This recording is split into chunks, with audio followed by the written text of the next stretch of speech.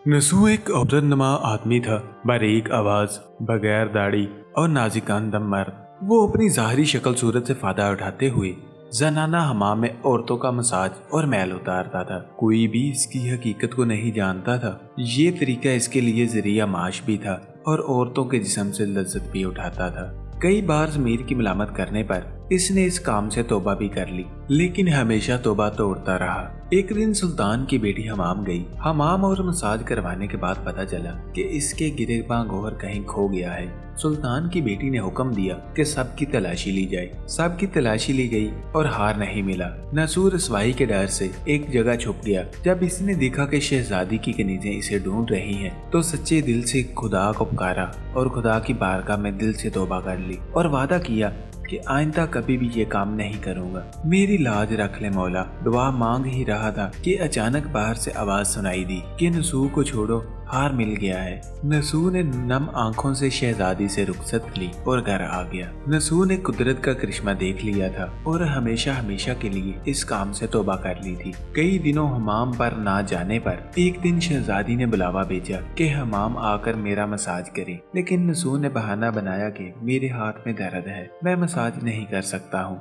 नसू ने देखा कि इस शहर में रहना इसके लिए मुनासिब नहीं है। सभी औरतें इसको जानती हैं और इससे मसाज लेना पसंद कर हैं। जितना भी गलत तरीके से माल कमाया था सब गरीबों में बांट दिया और शहर से निकलकर कई मील दूर पहाड़ी पर एक डेरा डालकर अल्लाह की अनायत में मशगूल हो गया। एक दिन इसकी नजर एक भैंस पर पड़ी जो इसके करीब घास चर रही थी। इसने सोचा कि ये किसी चरवाहे से भागकर यहाँ आ गई है। जब तक इसका मालिक न आ जाए मैं इसकी देखभाल कर लेता हूँ और इसकी देखभाल करने लगा। कुछ दिन बाद एक तजारती काफिला रास्ता भूल कर इधर आ गया। वो सारे प्यास की शिद्दत से नडाल थे। इन्होंने नसू से पानी मांगा। नसू ने सबको भैंस का दूध पिलाया और इन सबको सैराब कर दिया। काफले वालों ने शहर जाने का रास्ता पूछा और नसू ने इनको आसान और नजदीकी रास्ता दिखाया। नसू के अखलाक से मुतासर होकर ताजिरों ने जाते हुए इसे बहुत सारा माल बतौर तोहफा दिया। नसू ने इन पैसों से वहाँ कुआं खुदवा दिया। आहिस्ता आहिस्ता वहाँ लोग बसने लगे और इमारतें बनने लगी। वहाँ के लोग नसू को बड़ी इज्जत और एहतराम की निगाह से देखते थे। रफ्ता रफ्ता नसू की नेकियों का चर्चा सुल्तान तक जा पहुंचा। सुल्तान के दिल में नसू से मिलने का इश्तियाक पैदा हुआ।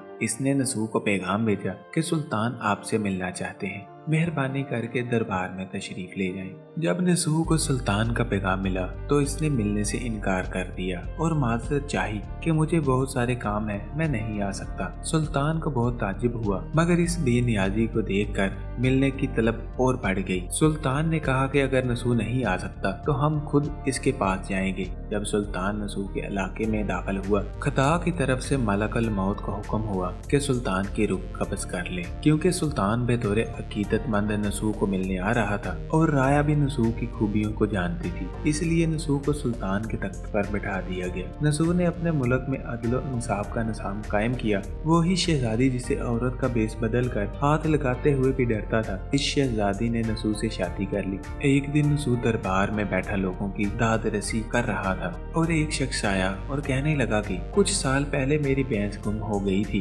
बहुत ढूंढा मगर नहीं मिली, बराए मेहरबानी मेरी मदद फरमाएं। नसू ने कहा कि तुम्हारी भैंस मेरे पास है, आज जो कुछ भी मेरे पास है सब कुछ तुम्हारी भैंस की वजह से है। नसू ने हुक्म दिया कि सारे माल और दौलत का आधा हिस्सा भैंस के मालिक को दिया जाए। वो शख्स खुदा के हुक्म से कहने लगा, ऐ नसू जान लो, ना मैं इंसान हूँ और ना ही वो जानवर भैंस है, हम दोनों फरिश्ते हैं जो इम्तिहान के लिए आए थे। ये सारा माल और दौलत तुम्हारे सच्चे दिल से तौबा करने का नतीजा है, ये सब कुछ तुम्हें मुबारक हो। वो दोनों फरिश्ते नजरों से गायब हो गए। तारीख की कुतुब में नसू को बनी इसराइल के एक बड़े आबद की हैसियत से लिखा गया है।